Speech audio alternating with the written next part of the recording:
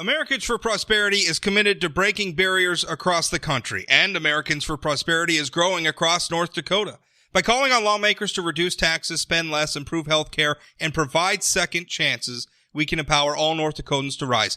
We're fighting for you. Join us today so we can make North Dakota the best state to live, work, and raise a family. Americans for Prosperity paid for this ad.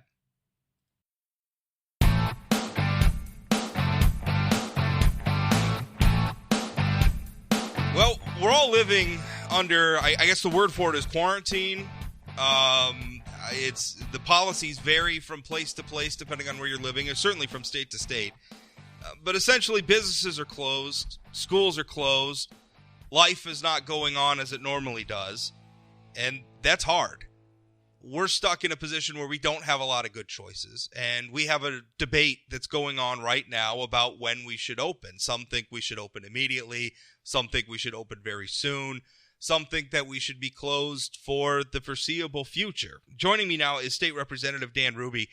He's one of a group of lawmakers who are urging Governor Doug Burgum to start lifting or at least start letting expire some of the executive orders he's issued, shutting down the state's economy and things like that. Dan, how are you? Good. How are you, Rob? Very good. Well, no, not so great, actually. Things are not good for a lot of people. People who are trying to homeschool, people who are they don't have work to go to, the people are losing their jobs. It's not a good place. North Dakota's not America, the world's not a very good place right now. It's not a lot of fun. And I just wanted to, I see that a lot with a lot of businesses that are out there and that I do business with. Yeah. And just day-to-day stuff, to go to DMV, everything's got to be handed through a slot. There's a lot of adjustments. Even the bank is just through the drive up. Things that we've never seen before. And so, yeah, it's all an adjustment for everybody. I guess from our standpoint, we've still been able to have our trucks running, and apparently we're not in a mandated business, and we've chosen to keep working, and so far that's been working just fine. For the listeners who don't know, Dan works. North Dakota's lawmakers are part-time. So Dan's day job is sanitation. He owns a garbage company, right? Fair to say. Yep. So that operation, your business is still going, but a lot of people's businesses, in fact, a lot of the other lawmakers who signed on, they're seeing businesses shut down. Some of them are not working right now. It's tough for everybody. And I want to preface this. There's been a lot of hard feelings. I had a little bit of a dust up with my fellow columnist, Jim Shaw, who sort of attacked a couple of other columnists and said it was even irresponsible to publish their points of view because their point of view is that our reaction to the coronavirus has been overblown and everything else. And I'm very much in the camp that the coronavirus is serious, and I agree with most of the policies we've put in place. But I think it's dangerous to start saying that we can't have a debate or that it's too dangerous to have the debate or whatever. Man, I don't want to go down that road. So when you folks, Dan, when you guys first sent your letter to Governor Burgum, I wrote that I was glad that you guys were starting the debate. I don't necessarily agree with you, but I think it's a debate we need to have because there's a lot of tough choices in front of us, and the only way we're going to make the best choices is if we discuss this from all sides. So I'm 100%. I appreciate that. I'm 100% glad that you guys are bringing this up. I just don't agree with you, and I think I just think it's too soon to open. Convince me otherwise. Well, when we sent that, of course, Doug was planning to announce whether he was going to extend it past today, and we decided that we were hoping that he would even start to move some of the restrictions off even before today. But at the very least, we were hoping he would at least just extend this or end them today and allow the businesses to start opening. Now, some may choose not to, just as some have voluntarily chosen, just like the bank and other entities that I deal with, have chosen to restrict or to limit how they operate. I think that would still happen, and that should be given the business should be given that opportunity. They would be able to bring their employees back. The employees would be under better protections, I'm sure, depending on the industry. When you look at the numbers just are, we were told that initially the goal was to flatten the curve, make sure we didn't get a spike, that put us over the capabilities of the medical profession in the hospitals.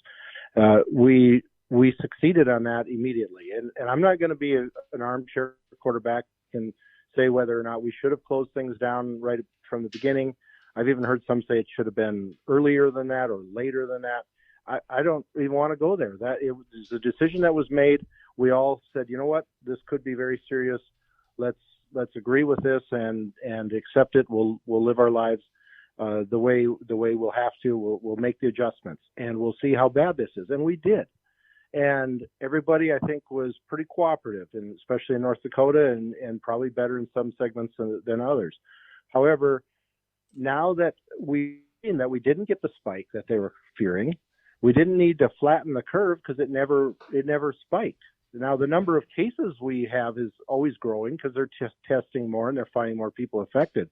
But when you look at the amount of people that actually have been positive, just yesterday's numbers that we were given from between Saturday and Sunday shows only about a 4.3% positive rate from total number of tested. And that was one of the issues. Are you sure? Because I've actually been keeping a spreadsheet, and I'm pretty sure that it's been a lot higher than that. I mean, maybe are you talking about from the beginning 4.3%? Well, that's the total numbers they have as of yesterday on the health department's website. Total tested is 13,630 people. Okay, so you're talking about from the beginning. Yeah, total positives, 585 cases. So a total of because it's been significantly higher. I mean, because I've actually been tracking that daily rate because it's to me. When you look at go ahead. it has gone up because the testing has gone up, and if you look at the number of positives. And yes, maybe there's a higher percentage of positives. It hasn't really been extreme, but it is. It was 14% on Saturday. It was 9% yesterday. It was 7% on Friday.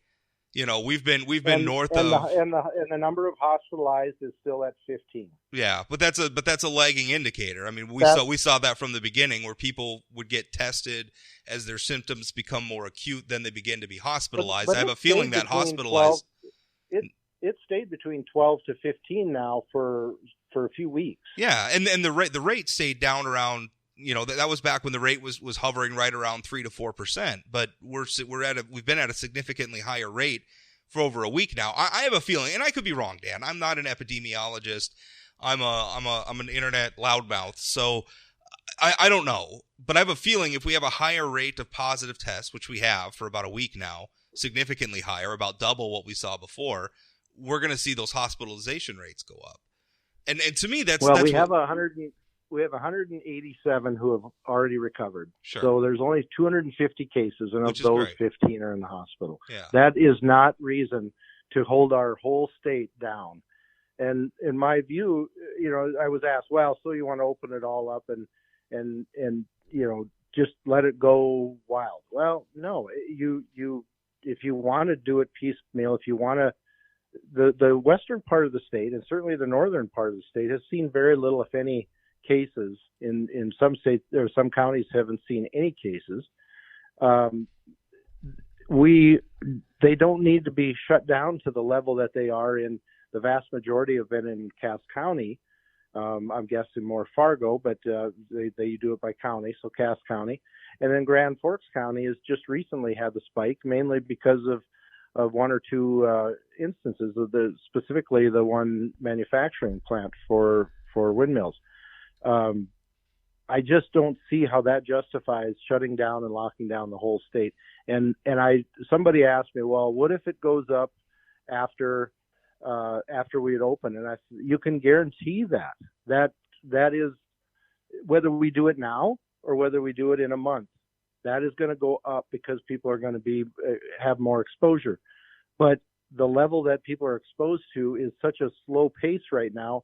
If we continue like this and keep everything locked down, we could be at this same kind of average percentage for a few months, which would be devastating to people financially and businesses, definitely financially. Unfortunately, any path we choose here is going to kill people. I think that's we have to realize that's the crossroads we're at. I mean, none of us are going to kill people. None of us are going to kill people. No, this is going to kill people. The circumstances. Well, Dan, let me talk for a minute. The circumstances. Sure. I mean, because what I'm trying to say, because I'm trying to agree to you with a point. There are no good decisions here. There really aren't. Either way, we're going to be putting people at risk. If we start to open things up, we're going to put people at risk. We just are. And if we keep things closed down, we're going to see a spike in suicides if we haven't already. People are going to feel desperate. We are potentially ruining people's lives right now. And so I want to, there is a lot of gravity on both sides. And I think, unfortunately, advocates of both sides of this are glib about the consequences of doing the thing that they want to do. I think the people who are advocating for a shutdown are glib about our ability to bounce back from this, economically speaking, socially speaking. And I think the people who want to lift the ban are glib about what the virus could do if we lift back up. Because my big problem here is I can't prove what would have happened if we hadn't done this shutdown. I don't know. We can't do A/B testing. We can't go back and run the scenario under one set of policies and then run it again on the other set of policies and count which one was the best. We can't do that. We have to do all of this in real time. And I'm just worried, Dan, because I'm hearing a lot of what you're saying is that, well, if we just reopen, people are going to get it anyway. And it's been really slow so far, so everything must be okay. And I'm worried if we open things up, it's suddenly not going to be okay. And we're suddenly going to have big outbreaks like what we're seeing in Grand Forks right now, all over the place. And we are going to overwhelm our systems. That's what I'm afraid of. Well, I wasn't challenging you. I understand you were agreeing with some part of my comment.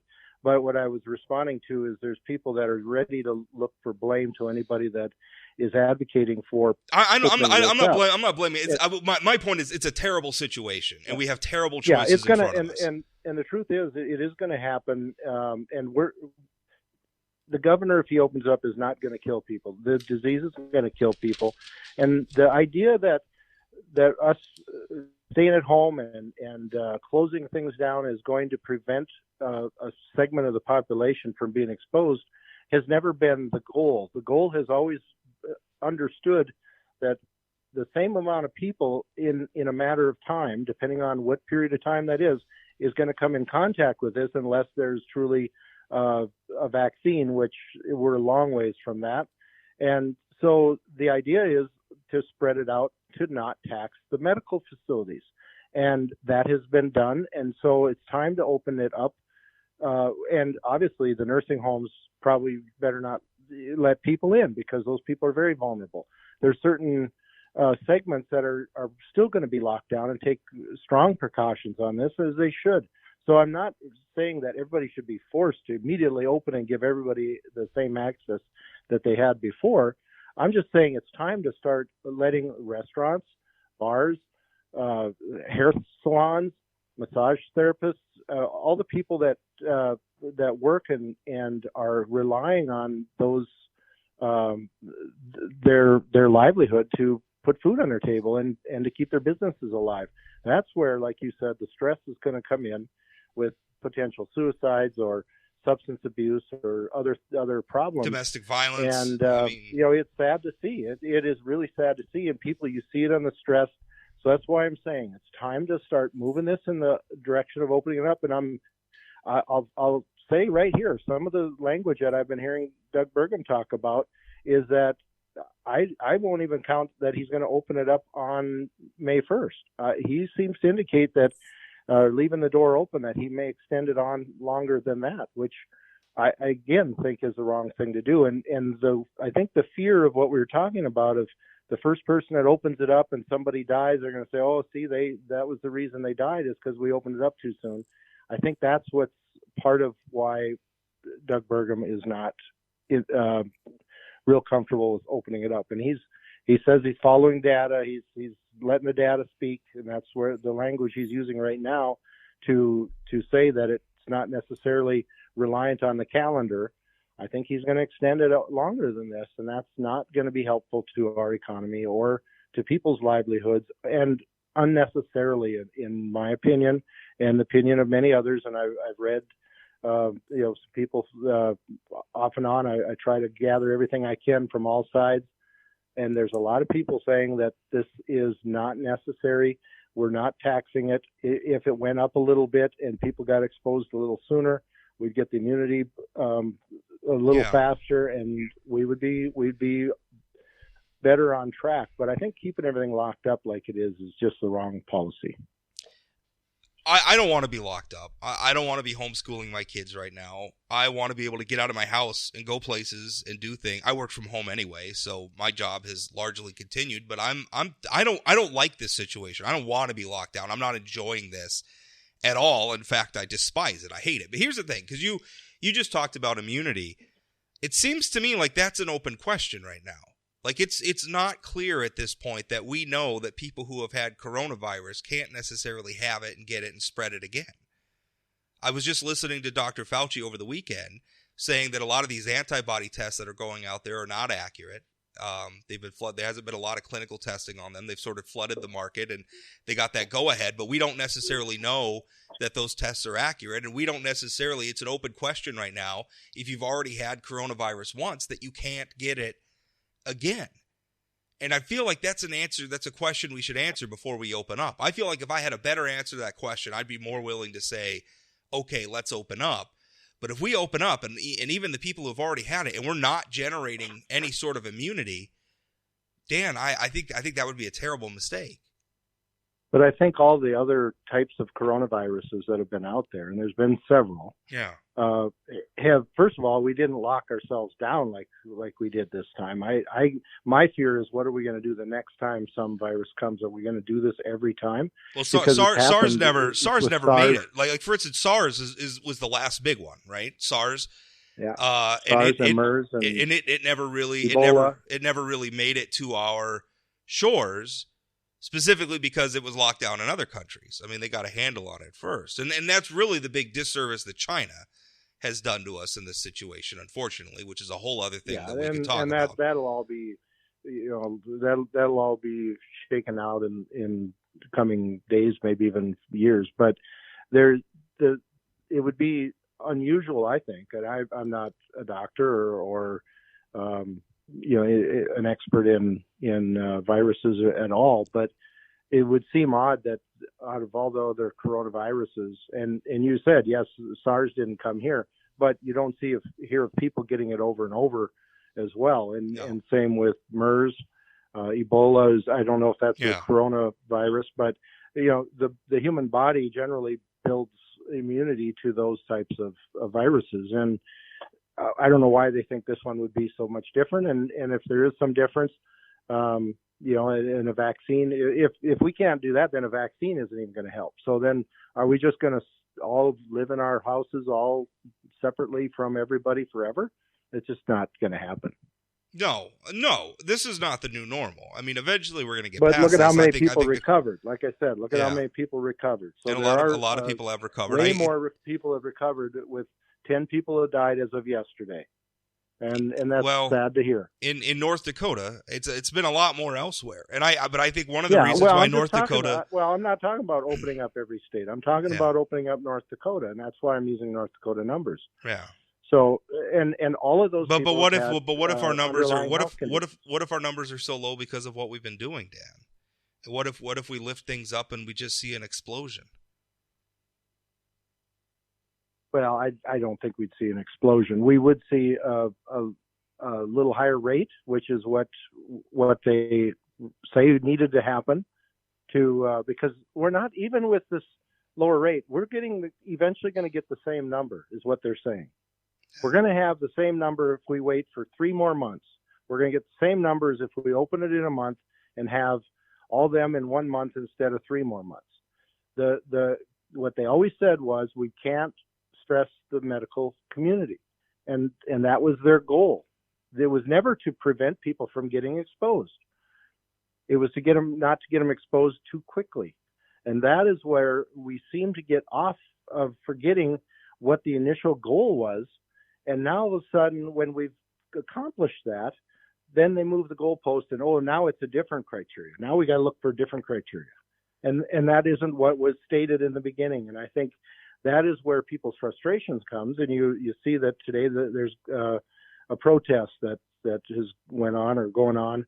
And it's the people now. I think at some point it's going to be the businesses are just going to say, you know what, we're opening up. And they're all going to open up, and then the law enforcement could go around and issue citations, and then we can flood the courts with businesses that are going to all challenge that in court. Well, and who knows how far we're even going to go down that road. And that was a column I wrote, not that long ago as well. I don't know if you read it, but there may be a point. How long are Americans going to just go along with this? Because there comes a point at which.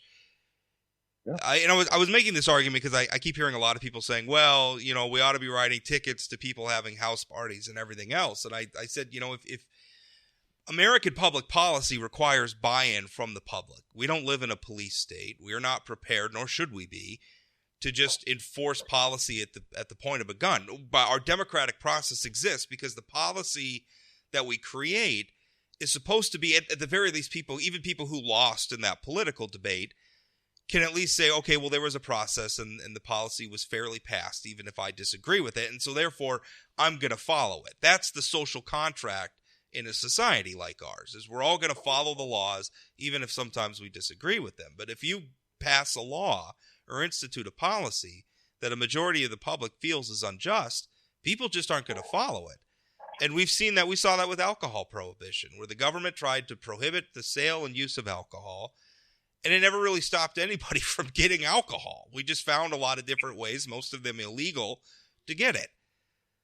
So there's an upper limit on what people are willing to do, and we may reach a point where enough people are just desperate enough to say, to hell with it, we're just going to do what we're going to do, and good luck enforcing the law, government. And I hope before we reach that point, we figured something out. I'm just not sure we're there yet, Dan. I want to do what you're talking about doing. I do. I want it desperately because I'm hearing from friends who are hurting. I have people in my family who are hurting. I'm hurting. This is not a good situation for anybody, and I want to do what you're doing. I am afraid of causing something worse because I feel like we just don't know enough yet, and I don't know if it's going to be a couple weeks or another month. I don't know. And I wish I had better answers. It's a tough situation all the way around. Well, some of the restrictions you're talking about, a few states are putting down much more stringent clamps on people's freedom and liberty. Than we are. They could be out in a park or on the beach out by themselves, and they're getting arrested or pulled, a citation. They're talking about if you're out in public without a mask on your face, or there's a number of those types of things that are going on, and the people are starting to protest that. And I think that you're right. There's going to be a level, and if we're not getting there now, I don't think it's far away. And we say, well, we don't want to open it up because we just don't know. Like I said, it's not a one size fits all for the nation. It should be different in New York than it is Wyoming. It should be different in different counties within the state. It should be different in Cass as it is in Divide or Williams or something over there. So I just think that we need to have a better approach. Start moving it in the direction to open. Let those restrictions expire and let people operate in their new environment of constantly disinfecting, protecting their employees, and yes, in all of that protection, will we see cases going up? Yes. And we're going to see those cases over a period of time, for the most part, or eventually it's going to happen. Unfortunately, we're going to kill a lot of businesses waiting for that to happen. And I don't want a bunch of people getting sick. I don't want anybody dying. I just think that it is a situation where the government's goal was to never prevent people from being exposed in perpetuity. They basically wanted to limit the spike. Mission accomplished. Good job. I think that was great. We're not even close to a spike. 15 people in the hospital in the whole state for this. That's not taxing the facilities one bit. And and 10 people dying, as sad as that is a small percentage of the people that have even been positive, and a much smaller than those that have been tested, and even a minuscule amount of the population of the state. But I'm afraid that more people in this state could potentially die of overdose or suicide from. Well, we already from have. some North of the Dakota is effects of it. already a bad place for suicide. I mean, related. Sure. To this. Right. I'm saying either way, yeah. I'm saying we're probably more vulnerable, maybe even than other places. I mean, you look at it's a commodity-based economy. The ups and downs of crop prices, the ups and downs of oil prices, creates a lot of uncertainty. The weather. I mean, we have weather-dependent industry in one of the most notoriously volatile weather regions in America. And it's just not a good situation all the way around. Again, well, Minot alone has seen 5 overdoses in a very short period of time. Yeah. From opiates, I believe, and that is higher than normal. But I'm not going to associate that with coronavirus. I don't think it was related. I don't think it's at all. I know of a couple cases that I don't think that are related to that. But I mean, that's 5 in one city, compared to 10 in the whole state from corona virus or COVID-19. And we're not locking down the whole state to make sure people aren't getting heroin. Yeah. You know, that's, well, we don't we have stop. to put it in some kind of context. We haven't shut down the highway system to stop the tens of thousands of people who die on the roads every year either. I mean, there's a certain amount of societal risk. We're obviously willing to I know some people think it's ghoulish to do these sort of cost-benefit analysis with policy, but we have to do them because you have to let people live their lives. So I get that. I just don't think we're there yet, Dan, but I appreciate you making time for the discussion with me, and I'm glad we're having the debate because I think it's a debate we should have because we are going to reach a day when it is the right time. You think that's today. I'm not so sure. One way or the other, we're going to get there, though. That's the thing to keep in mind. But I really appreciate your time, Dan. And I appreciate you keeping the conversation going, or at least allowing it to happen, because there's a lot of people that have views on both sides of this, and there should be discussion, and there should be that communication back and forth. Absolutely. Thanks for your time. Thank you.